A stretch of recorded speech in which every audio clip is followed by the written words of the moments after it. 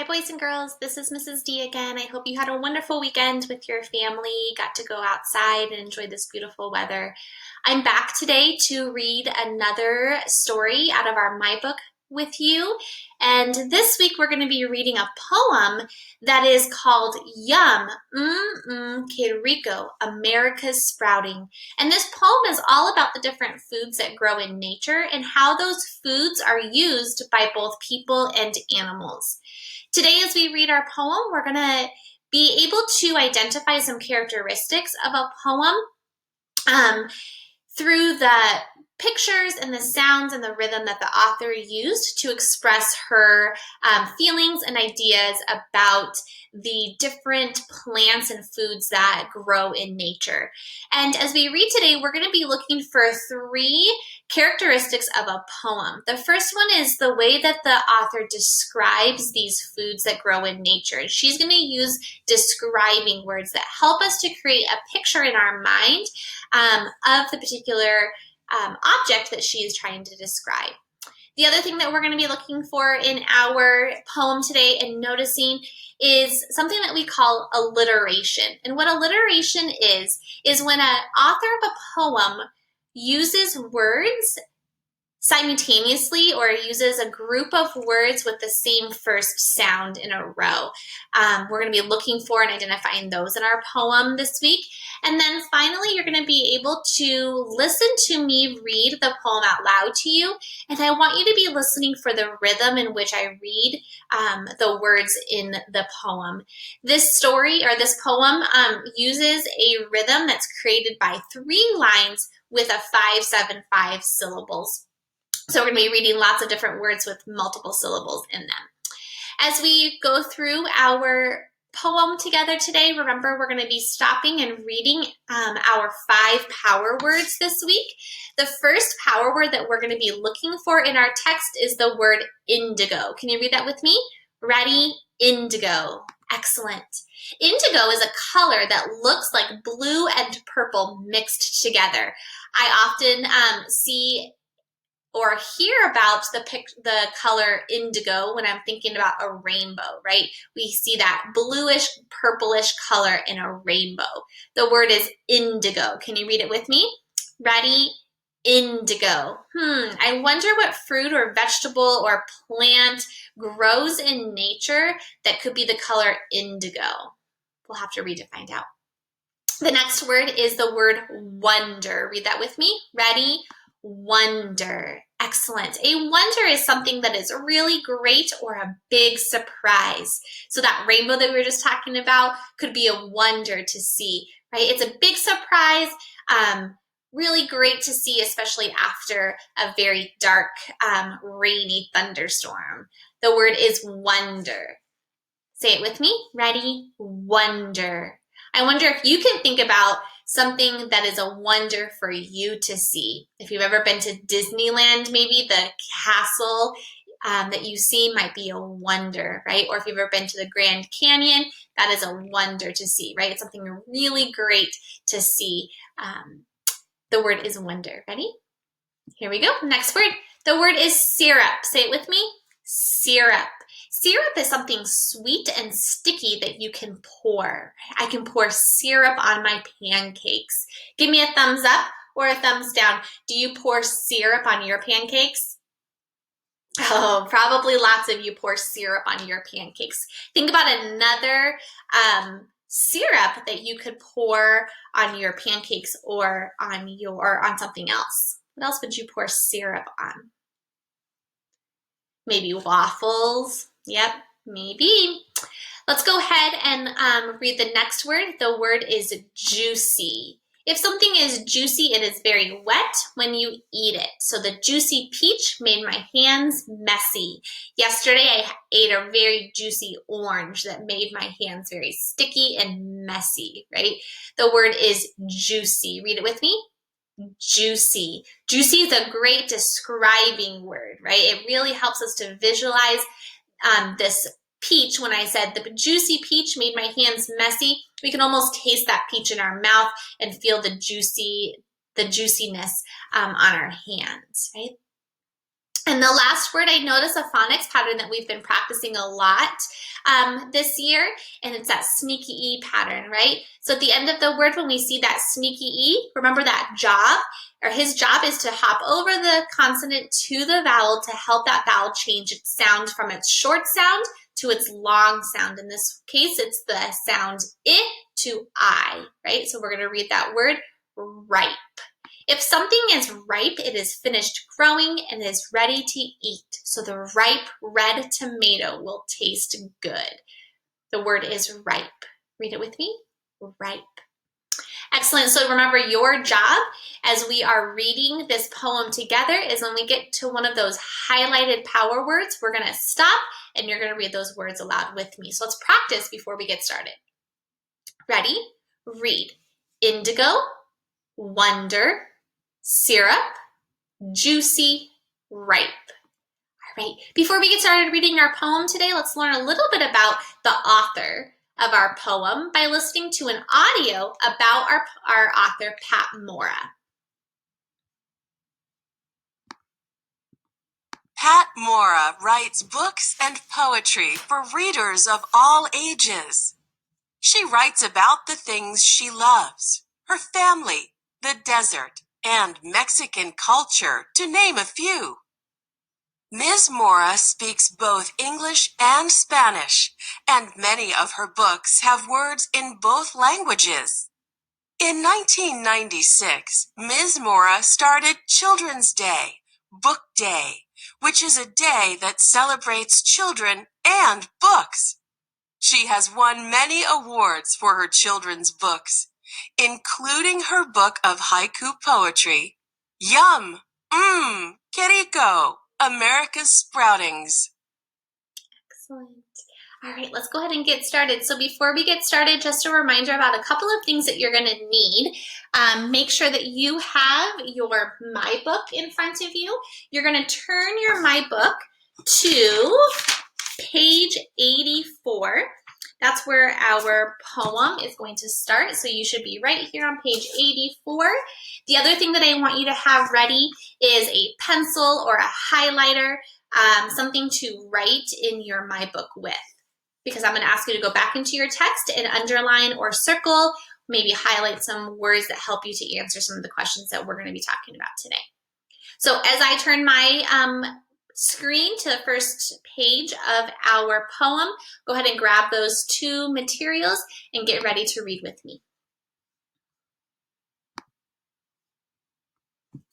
Okay, here we go. So we're going to go ahead and read, and remember, as I'm reading out loud to you, your job as a first grader is to have your finger in the text, and you should be pointing to the words as I read them out loud. Don't forget, when we get to one of those yellow highlighted words, we're going to stop and we're going to read those words all together. Be listening carefully to the story because I'm going to ask you to answer those questions, and I'm going to be asking you to somebody who's sitting around you, whether it's a mom, a dad, a babysitter, a grandma, grandpa, whoever is listening to this video with you. Be ready to answer those questions together. Here we go. Fingers ready? Ready? Listen. Yum. Que rico. America's Sprouting. Haiku by Pat Mora. Illustrated by Rafael Lopez.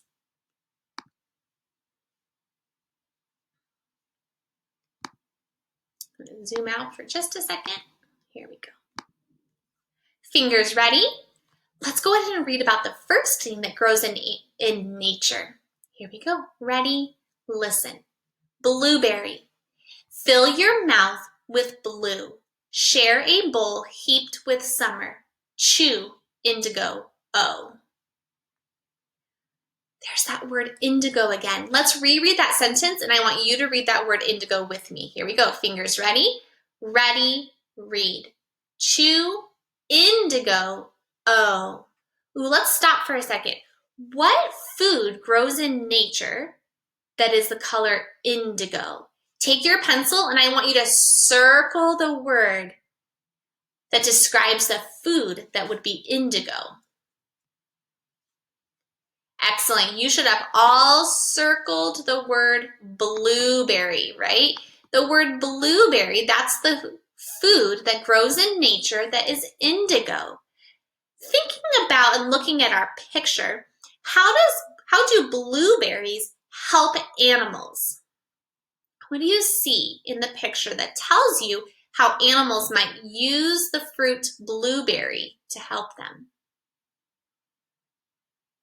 I see that this bird is eating the blueberries. So that tells me that birds use blueberries as food, right? So the blueberries that grow in nature help animals by providing them with food. Let's read to see how these people use corn, which is also found in nature. Fingers ready? Ready, listen. Corn. Leaves sprout, silk snug house. Smell grits, tortillas, cornbread. Pass the butter, please. So let's stop. What do these people use corn for to help them? Share with the person sitting next to you. Excellent. So I could have said something like, these people are using corn to make different types of food like grits, tortillas, and cornbread. I want you to take your pencil and I want you to underline this sentence right here that says smell grits, tortillas, and cornbread, because those are the things that people could use corn for, right? I want you to think, have you ever made grits, tortillas, or cornbread with your family? If you have, circle the things in the text that you have made or maybe you've eaten before. So I've never had grits or made grits, but I have had tortillas and I have had cornbread, so I could circle those two words. When you're done circling the words that you have tried, let's go ahead and turn to the next page. All right, so as we read these next 2 pages, we're going to be ready to answer how an animal might use something that is grown in the desert. Fingers ready on the word pecan. Here we go. Ready? Listen. Pecan. We crack hard brown shells.